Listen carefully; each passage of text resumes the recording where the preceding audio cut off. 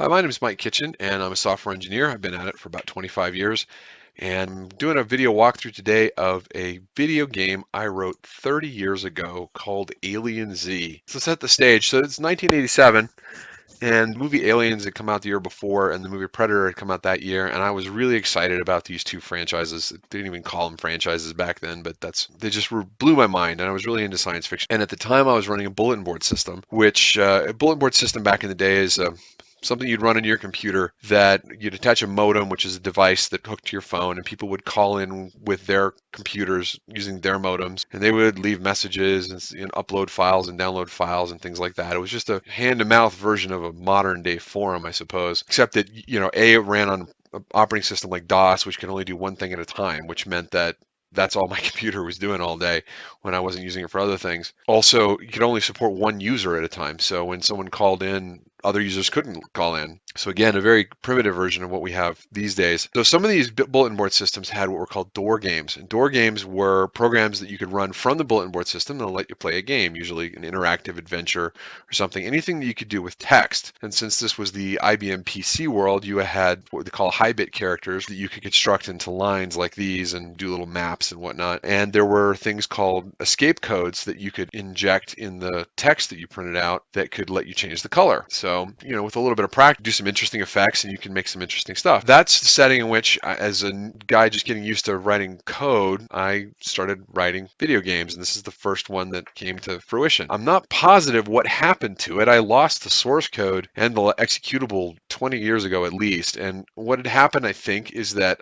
along the way, I had given this to someone else or a couple of other people on floppy disk.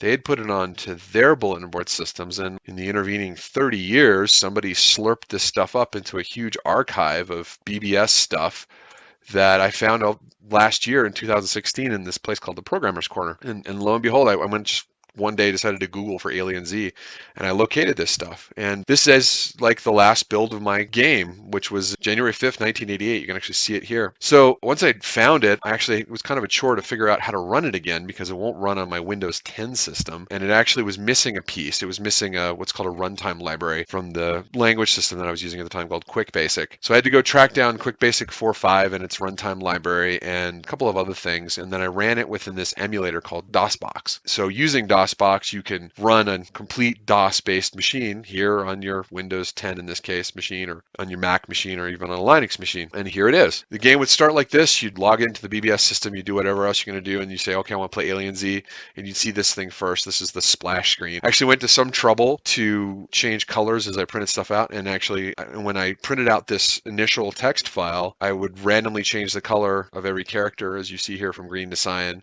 And so every time you played it, it would look a little different. Here at the bottom, I had my name and address and whatnot. This is my house at that time when I was 16 years old, and praise, insults, women, etc. And then there's a title screen with this pretentious mission into utter hell to save an innocent girl's life and pave the way for a sequel. Blackthorn users group is because it was called the Blackthorn BBS. I think it was because I just read James Clavell's Shogun and I thought it was really cool. And Mike Wolf was my handle at the time. There was a version number, which I think it just randomly came up with. First compiled in 1987, QuickBasic 4.0. It turns out it was actually QuickBasic 4.5. This was my old BBS phone number, Wolf Systems. Do you want to read the instructions? Sure, what the heck? Fairly difficult game to master, like hack or learn. These are old, what we call roguelike games that gave you a little map as you moved around, and I was really into them. The thing was, two things. One is I wasn't as good enough a programmer to create as high quality UI as they had at the time, where you had a map and you had characters you could move around just as you typed your keys. And on top of that, I actually had some different goals, and I'll get into that in a minute. So you found this kid on planet LV-426, and you think she's really cute. Live her life evading 50 bloodthirsty aliens, and your goal is to go get her. So the game is played on a 100 by 100 grid, and you have some weapons, and you have what's called a body shield, which I snatched straight from the Dune movie. It was a couple years earlier. And this is a screenshot of what it looked like. So this is the map you get. You're in the center of the map. These represent walls. These represent doors. And these represent windows here. This represents the kid. This represents an alien. This represents the mother alien. This is an alien corpse. This is a combat chassis, which is mech-like thing that Ripley climbed into. Here's a table or a console, a teleportal, and this was something I added in there I got from Hack, where if you just step on it, it randomly teleports you to somewhere else in the map because I wanted it to be weird and complicated. Do you want to initialize a new game? So I'm going to say yes. Okay, got to initialize the game. Take about, 30 seconds. Well, this is a little bit faster. Difficulty level, I'm going to say 5. As you're on the map, the aliens make a beeline straight for you. They do a +1, -1 type of movement where they know where you are and they go towards you. So all the difficulty level is how likely they are to move with every update. So they were simply slower. Here's the main view. Rangefinder reading, which says kid. That's where their kid is. And this is I had it said X 34 degrees, Y 75. The degrees doesn't mean anything. It's just, that's the coordinates on the map. Transponder reading, that's where you are. So obviously 1, 1. Help is obviously shows you this. You can move multiple singular spaces. You have an ultrasonic scanner. You have a grenade launcher. You have a pulse rifle, which is your machine gun to control your shield belt and things like that. I'm going to look around again. These little carrots here represent debris or rocks. So since I have a shield belt on, I actually can't go through rocks. It's the only reason you'd turn it off, is so you can negotiate the terrain a little better. So I'm going to go east. I'm going to go east twice. You'll note right off the bat, it doesn't update the map. I did that on purpose. Believe it or not, I can actually recollect this, because as you move through the map, I wanted to simulate the experience of being rushed. So if you do a few things, you're like, okay, I'm going to go east for 3, and then I'm going to go south. I want you to have to sit there and pause and go, oh wait, no, I'm going to look. Because people who are rushing through circumstances in real life, they don't actually look around. I wanted to create an experience where you'd have to go, wait, look around, on purpose.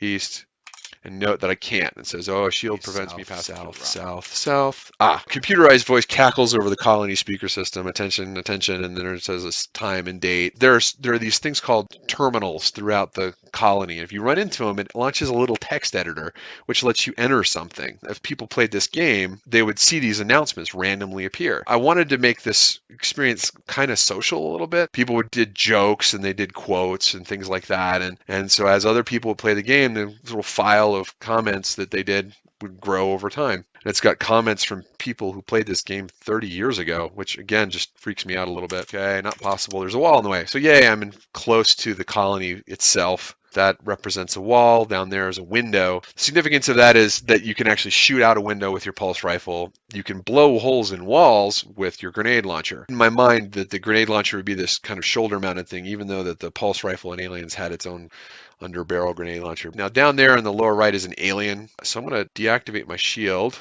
I can get through the rocks. There's the alien.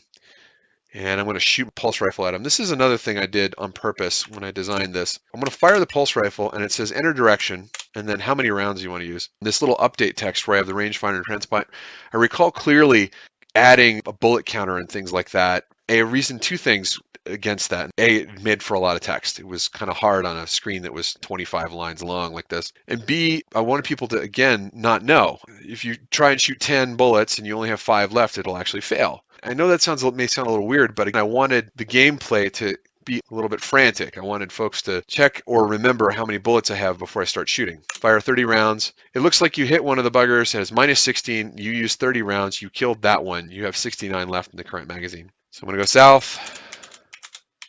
There's a door in the way. It costs you a move to get it open. Okay, so that's the reason behind the door. Now right in front of me is unfortunately a teleportal. And also down here on the lower right is an egg. So I'm going to avoid that for the time being.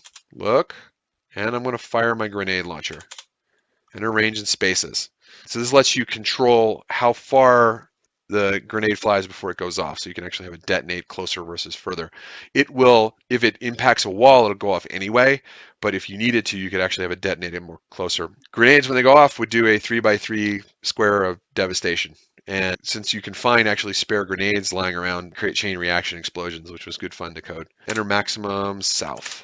Boom. Destroy part of a wall, window, bulkhead, door, teleportal, and the blasts, they move about south. And so you can actually see the debris that I created. And that is an alien egg down there below me. So if I step on that, it could go off.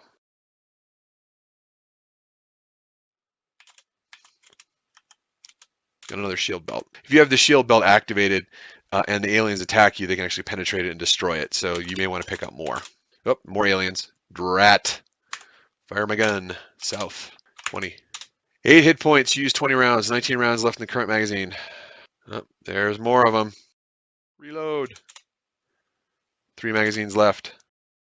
I need to head south and hopefully I won't get attacked. Yep, they're right on top of me.